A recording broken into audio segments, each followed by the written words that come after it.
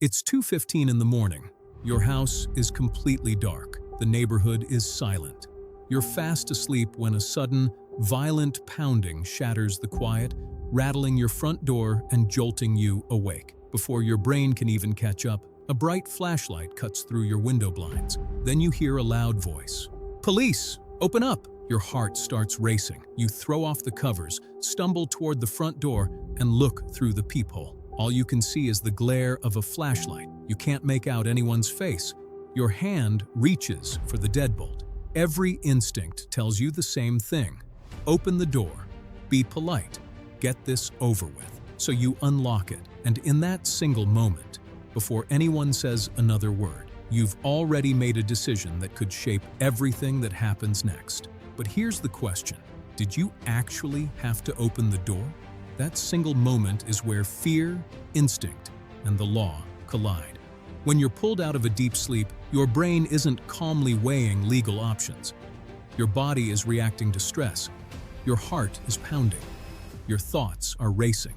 And like most people, you just want the situation to end as quickly as possible. That's why so many people immediately unlock the door without stopping to think.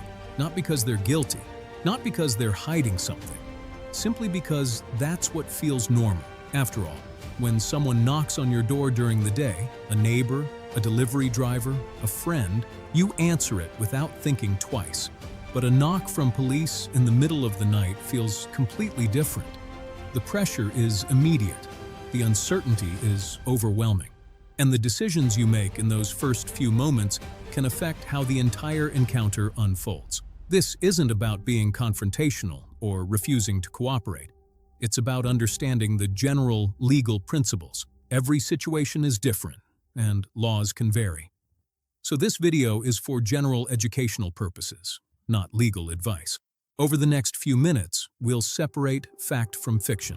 We'll explore common myths that cause people to panic. We'll explain why your front door carries more legal significance than most people realize. But before we get to the law, we need to understand something even more powerful: human psychology. Think about the last time someone knocked on your door. Maybe it was the mail carrier or a neighbor stopping by. You probably opened the door without hesitation. Now imagine that same door. The house is dark. Your phone says 2:15 a.m. Two uniformed officers are standing outside. Everything changes. When people are suddenly awakened, they're often dealing with sleep inertia, that groggy period when your brain hasn't fully switched into alert mode. At the same time, your body is flooded with adrenaline.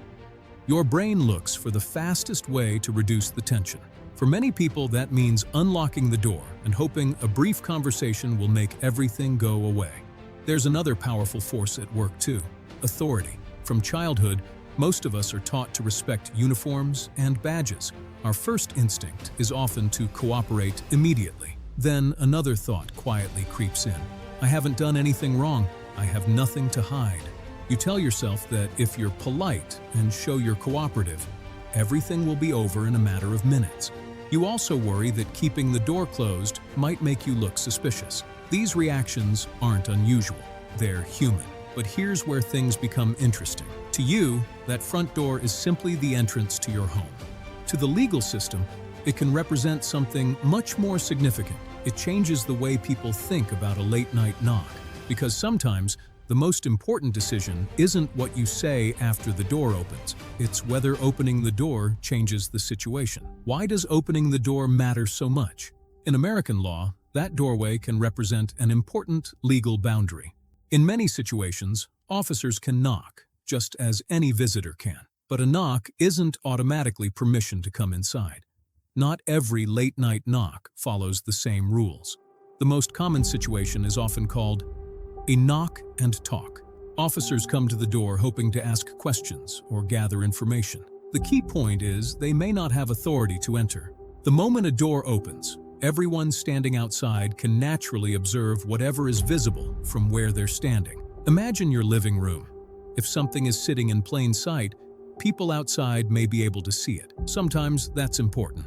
Many people think the safest approach is to explain everything immediately. When we're anxious, we often talk more than we normally would.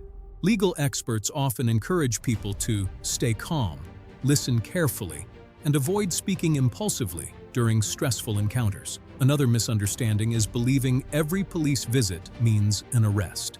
There are many reasons officers might knock, like checking on a neighbor. Of course, there are situations where officers have greater authority, like a search warrant signed by a judge or an emergency. American courts have recognized that the home occupies a special place when it comes to privacy.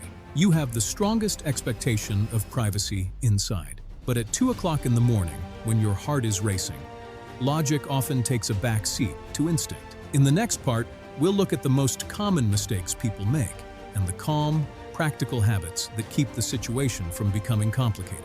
Now that we've looked at why these encounters can become complicated, let's talk about the mistakes people make when panic takes over. Most of these mistakes don't come from bad intentions. They come from fear. When you're startled awake in the middle of the night, you're not thinking strategically. You're trying to make the situation end as quickly as possible.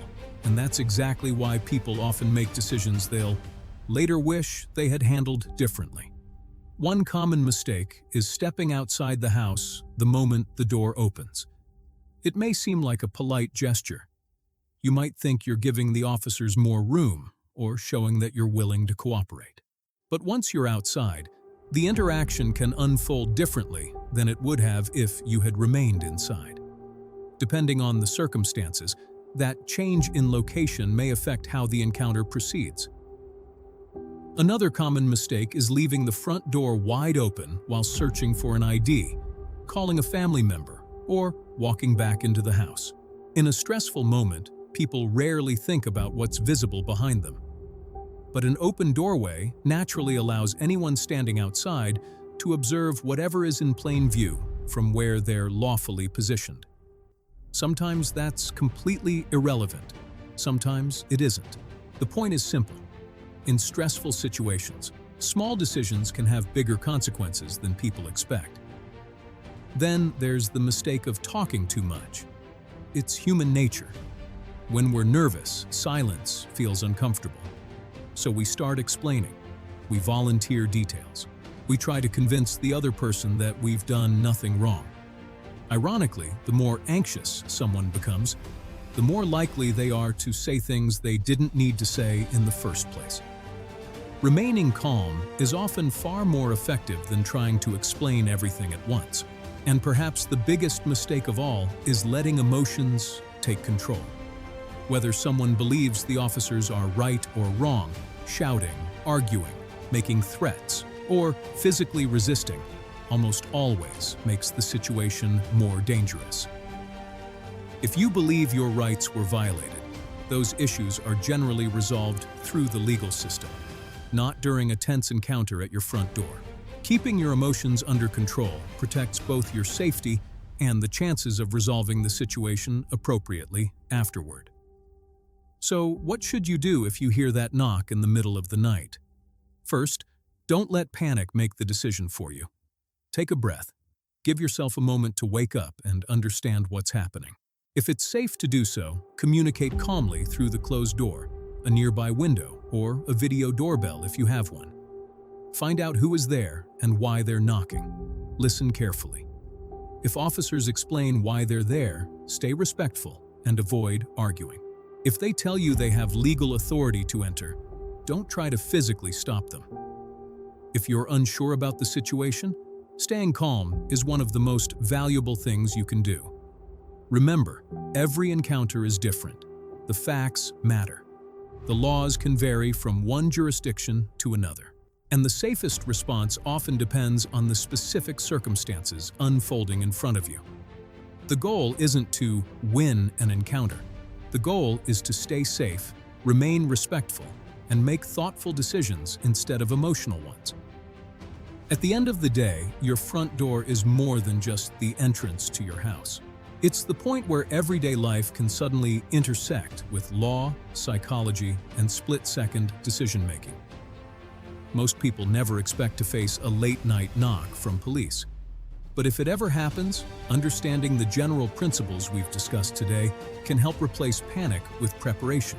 Preparation doesn't guarantee a perfect outcome, but it can help you respond with a clearer mind and avoid mistakes that happen when fear takes over. This video is for educational purposes.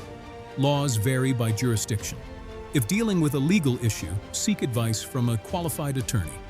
If you found this video helpful, consider subscribing for more practical legal guides. And tell us in the comments, what would your first instinct be? Thanks for watching.